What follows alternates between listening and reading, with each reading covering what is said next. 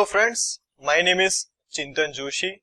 In this session, I am going to teach a method to draw involute of a circle.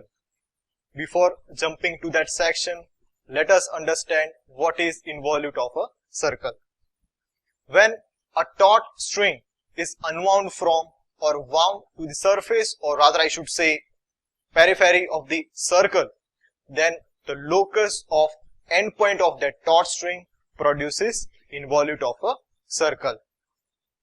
Now let us take a quick look at the given data. As you can see over here, it is provided that draw an involute of a circle having 20 mm radius.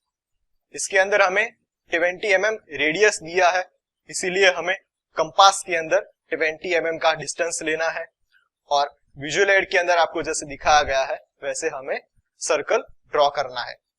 अब circle के हमें total 8 equal parts करने हैं। उसके लिए हम पहले क्या करेंगे, सबसे पहले वर्टिकल लाइन ड्रॉ कर देंगे, फिर हॉरिजॉन्टल लाइन ड्रॉ करनी है, उसके बाद प्रोट्रैक्टर का यूज करना है, प्रोट्रैक्टर के क्रॉस हेयर को सर्कल के सेंटर के साथ अलाइन करना है और 45 डिग्री और 135 डिग्री का ग्रेजुएशन लेना है। दोनों ग्रेजुएशंस को हम सर्कल के सेंटर के साथ अलाइन करेंगे तो हमें विजुअल एड के अंदर जैसे दिखाई गई है वैसे दो इंक्लाइंड लाइंस मिल जाएंगी। अब ये जो सर्कल के पॉइंट्स जनरेट हो रहे हैं उसको हम नाम दे देते हैं। आप देख सकते हैं विजुअल एड के अंदर 1 2 अप टू 8 नाम दिए हैं। अब जब इस पर्टिकुलर सर्कल पे हमें टॉट स्ट्रिंग को परफेक्टली एक टर्न के लिए वाउंड करते हैं, तब स्ट्रिंग की हमें सर्टेन लेंथ चाहिए होती है। उसके लिए कैलकुलेशन हमारे पास यहाँ पर अवेलेबल है। Length of string is equal to pi into D. अब सेकेंड स्टेप के अंदर आप यहाँ पर देख सकते हैं पाई को एज इट इज रखा है, डायमीटर को रिप्लेस किया है 2 इंटू रेडियस के साथ, क्योंकि डेटा के अंदर हमें रेडियस की वैल्यू दी गई है। इसीलिए थर्ड स्टेप में हम क्या करेंगे, पाई को एज इट इज रखेंगे, 2 को भी हम एज इट इज रख रहे हैं और यहाँ पर आप देख सकते हैं कि रेडियस को हमने 20 के साथ रिप्लेस किया है। तो फाइनल आंसर हमारा बन जाता है 125.66 मिलीमीटर। अगेन हम ये एग्जैक्ट वैल्यू नहीं ले सकते हैं, इसीलिए हमें इस वैल्यू को राउंड ऑफ करना पड़ेगा। तो हम 126 mm राउंड ऑफ करके वैल्यू कंसिडर कर सकते हैं। तो नेक्स्ट स्टेप के अंदर हम क्या करेंगे, ये जो सर्कल का 8 नंबर का पॉइंट है उसमें से हम एक हॉरिजॉन्टल लाइन ड्रॉ कर रहे हैं और ये हॉरिजॉन्टल लाइन जो रहेगी उसकी लेंथ 126 mm की रहेगी। ठीक है, अब इस लाइन को हम नाम दे देते हैं। एक जो पॉइंट है उसको हमने ए नाम दिया है और ऑपोजिट साइड वाला जो एंड पॉइंट है उसको हम पी नाम दे देते हैं। डिस्टेंस हमारा क्या रहेगा, पाई डी डिस्टेंस रहेगा। इसकी पाई डी की जगह पर आप 125 और या फिर 126 मिलीमीटर लिख सकते हैं। अब ये जो हॉरिजॉन्टल लाइन है इसके हमें 8 इक्वल पार्ट्स करने हैं, क्योंकि हमने सर्कल के भी 8 इक्वल पार्ट्स किए थे। अब ये जो पार्ट्स है उसको हम कुछ नाम दे देते हैं 1 2 7। अब हम क्या करेंगे, सर्कल का जो 1 नंबर का पॉइंट है उसमें से हमें एक लाइन ड्रॉ करनी है। अब ये जो लाइन रहेगी वो इस वाली लाइन के साथ परपेंडिकुलर रहेगी, वो आपको मेक श्योर करना है। सिमिलरली 2 नंबर के पॉइंट में से हम लाइन ड्रॉ करेंगे। ये जो लाइन रहेगी वो 26 नंबर वाली जो लाइन है उसको परपेंडिकुलर रहेगी। सिमिलरली हम 3 नंबर के पॉइंट में से एक लाइन ड्रॉ कर रहे हैं। ये जो लाइन रहेगी वो 37 वाली जो हमारी लाइन है उसको परपेंडिकुलर रहेगी।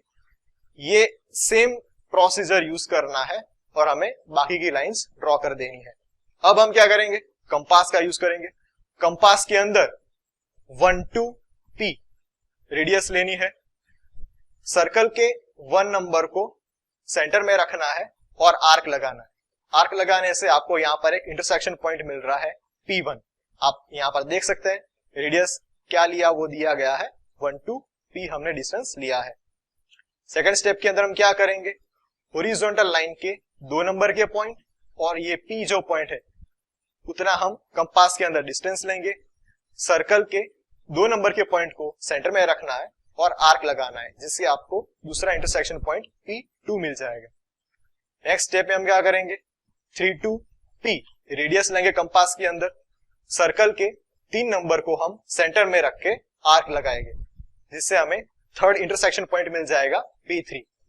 अब बाकी की प्रोसीजर सेम रहेगी, हम 4 to P को सेंटर में रख के डिस्टेंस लेके 4 नंबर के पॉइंट को सेंटर में रखना है और आर्क लगाना है, तो हमें P4 मिल जाएगा। ये प्रोसीजर हम रिमेनिंग पॉइंट्स के लिए पूरी करेंगे तो हमें P5, P6 और P7 पॉइंट मिल जाएंगे। अब लास्ट वाला जो पॉइंट रहेगा वो सर्कल के 8 नंबर के पॉइंट के साथ कोइंसाइड होगा, तो उसको हम नाम दे देते हैं P8।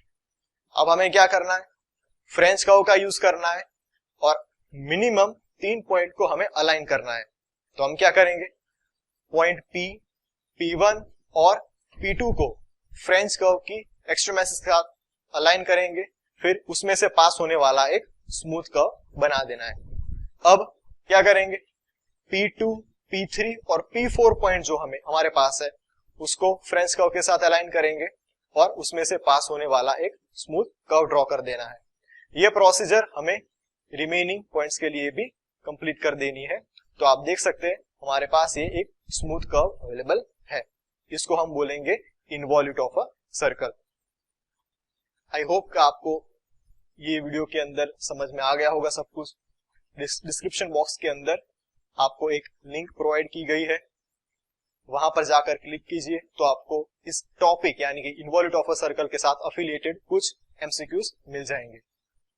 Thank you very much.